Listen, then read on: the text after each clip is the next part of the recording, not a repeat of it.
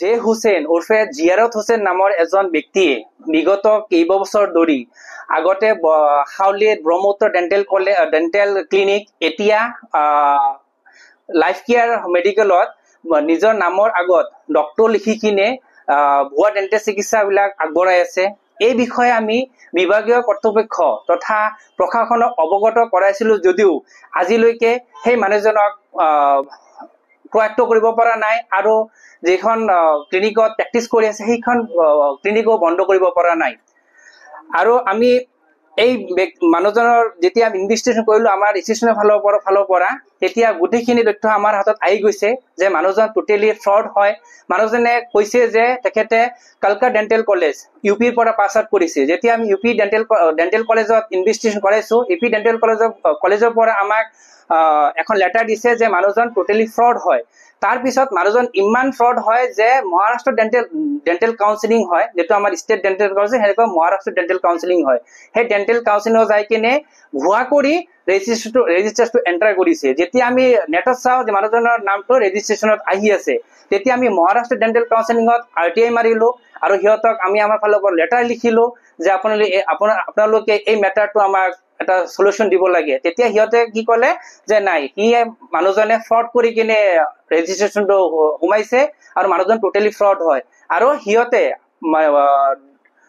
Maharashtra dental কাউন্সিলিঙৰ পৰা already register কৰিছে FIR এখন জাৰি কৰিছে। কিন্তু দুৰ্ভাগ্যক্ৰমে এতিয়ালৈকে মানুহজনক এৰেষ্ট কৰিব পৰা নাই তথা ক্লিনিকখন সিল কৰা নাই।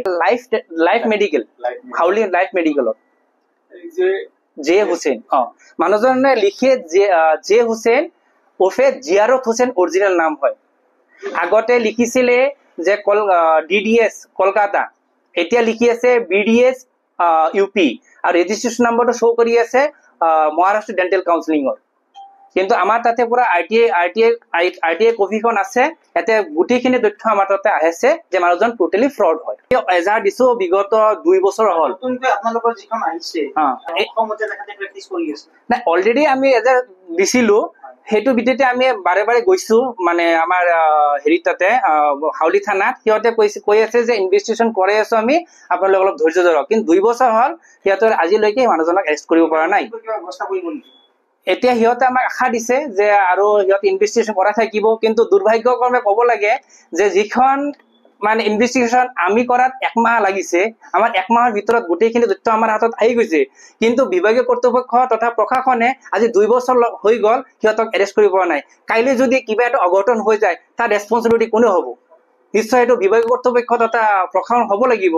তাৰ বাবে আমি আমাৰ বিভাগীয় কৰ্তৃপক্ষক আৰু বাৰম্বাৰ ৰিকুৱেষ্ট কৰিছো এই বিষয়টো জৰুৰীকালীন হিচাপে লৈ মানুহজনক উচিত শাস্তি দিব লাগে আৰু জেলত ভৰাব লাগে, যাতে আৰু নেক্সট টাইম কোনো এজন মানুহে এইবিলাক মানে অকৰ্ম কৰিব নোৱাৰে। আমাৰ হাউলি থানাৰ পৰা কোনো ষ্টেপ নলয়।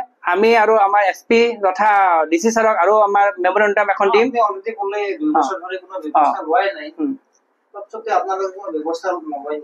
আমি ভাবিছো যে আমি CM লৈকে এখন স্মাৰক পত্ৰ লিখিম এইটো বিষয় লৈ কিনে, এইখিনিখিনি ভাবিছো যদি ইয়াৰ পৰা কোনো ষ্টেপ নলয়।